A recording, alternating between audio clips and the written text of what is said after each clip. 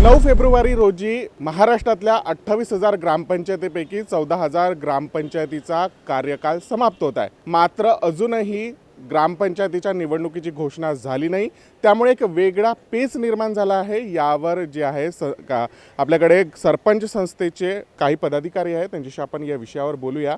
मला सांगा की 9 तारखेला सर्व 14,000 ग्रामपंचायतीचा कार्यकाल समाप्त होत आहे, मात्र अजूनही याविषयी निवडणुकाविषयी कुठलीही घोषणा झाली नाही, त्यामुळे एक पेच निर्माण झाला आहे आणि त्याचा काय परिणाम जो आहे गावाच्या विकासावर होईल। नमस्कार, मी अरुण दामोदर दळवी, महाराष्ट्र राज्य सरपंच संघटना राज्य उपाध्यक्ष। शासनाने आजपर्यंत निवडणुकाचा कोणताही आदेश जारी केलेला नाही, तरी आपल्या राज्यामध्ये जर निवडणुका जर झाल्या नाही आणि प्रशासक जर शासनाचा प्रशासक नेमण्याच्या मार्गावर आहे, जर प्रशासक जर नेमले तर आपल्या गावाच्या विकासावर मोठी खिळी बसेल आणि गावाचा विकास थांबेल। कारण त्यात कारण मुद्दे आहेत की आपल्याला पुढे पाणी टंचाईमध्ये सामोरं जावं लागणार आहे। दुसरा असा मुद्दा आहे, मुख्यमंत्री समृद्धी योजना ही सुरू केलेली शासनाने ती बंद पडण्याच्या मार्गावर आहे। तिसरा मुद्दा आहे पांधन रस्ते, शेतरस्ते, एमआरचे भरपूर कामे आहेत, पोखरामधले काही कामे आहेत। आणि विशेष म्हणजे शासनाने प्रशासक नेमण्याच्या हालचाली अशा सुरू केलेल्या आहे की अधिकारी लोक म्हणजे विस्तार अधिकारी, प्रत्येक तालुक्यामध्ये 4 ते 5 विस्तार अधिकारी असतात आणि एका तालुक्याच्या म्हणजे कमीत कमी 50 ते 60 ग्रामपंचायतच्या निवडणुका होणार आहे। तरी एका अधिकाऱ्यावर कमीत कमी 10 ते 12 गाव येणार आहे। जर आमच्यासारख्या लोकांकडून सरपंचाकडून जर गाव विकास करायचा असला एका माणसाला त्याचा त्रास होतो, तर एका माणसाकडे जर 12 गावं झाले तर त्यांना तो विकास कसा करायचा त्या गावाचा, हा फार मोठा प्रश्न हा झालेला आहे। तरी शासनाने एक निवडणुका लावाव्या किंवा हा प्रशासक हा सरपंचांनाच करावे, अशी आमची शासनाला आग्रहाची विनंती आहे। जो अधिकारी आहे ज्याच्या हातात जे आहे यानंतर काम जाईल आणि त्याचा थेट परिणाम जो आहे गावाच्या विकासावर असं होईल आपलं म्हटलं आहे। मात्र अशी यापुढे असा कुठला इतिहास आहे की याआधी सरकारने असा कुठला निर्णय घेतला होता आणि जे गावाचा जो कारभार आहे तो सरपंचाकडेच राहिला आहे। 1995-96 मध्ये असा एक नियम केला होता की प्रशासकाकडे त्यांनी अधिकार दिला होता, पण 5 ते 6 दिवसामध्ये तो अधिकार बदलून तो सर्व सरपंचांना अधिकार दिला। आणि तसेच राजस्थानमध्ये 280 सरपंचांना त्यांनी प्रशासक म्हणून नेमलं आहे। तरी त्या धर्तीवर महाराष्ट्रामध्ये बी सरकारनं सरपंचांनाच प्रशासक नेमावं अशी आमची सरपंच संघटनेच्या वतीने आग्रहाची विनंती आहे। 9 फेब्रुवारीला हा जो कार्यकाळ आहे तो संपत आहे, मात्र आता इतक्या वेळेवर जे आहे निवडणुका होणे शक्य नाही किंवा निवडणुकाची घोषणा होऊ शकत नाही। अशा वेळेस जर ही मागणी जर मान्य झाली नाही तर मग तुमचं काय पुढचं पाऊल राहील?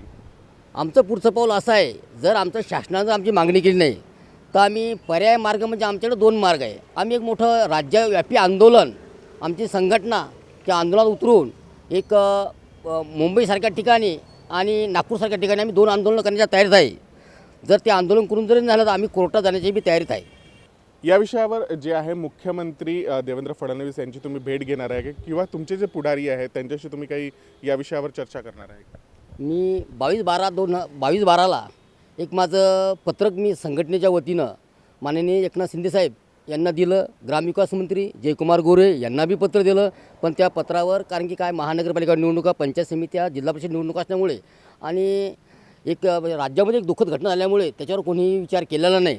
तरी या शासनाने आजही जर विचार जर केला तर एक GR काढायला काहीही हरकत नाही आणि त्याच्यापासून एका गावाचा असा फायदा होतो की ह्या तळागाळातला जो गरीब वर्ग आहे ज्यांना का कारण घरकुल योजना आहे, आज एकेका गावात 100 घर चालू आहेत, त्यांना उद्या त्यांचे बिलं काढणे, त्यांचे हे काढणे, तर त्यांचं ते जर हा प्रशासक जर सरपंच जर नेमला तर तो काम सोपं जाईल आणि अधिकारी जर नेमला त्या कामाला खीळ बसल्याशिवाय राहणार नाही। आता काही दिवसातच जे आहे उन्हाळ्याला सुरुवात होत आहे आणि गाव म्हटलं की पाण्याची टंचाई आली, मग अशातच जर गावात सरपंच नसेल तर मग जी गावाला भविष्यामध्ये महाराष्ट्रातल्या 14,000 ज्या गावांना आहे तो हा त्रास सहन करावा लागू शकतो का?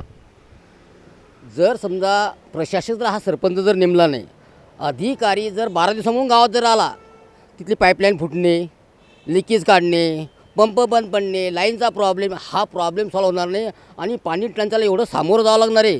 तर माझं मते काही गरिबाला पाणीही सुद्धा मिळणार नाही प्यायला. हा फार मोठा गंभीर प्रश्न होणार आहे. तरी शासनाने याच्यावर लक्ष द्यावे. एक तर निवडणुका घ्यावे, नाही तर सरपंचांनाच प्रशासकीय नेमावे, ही आजी आमच्या आग्रहाची विनंती आहे.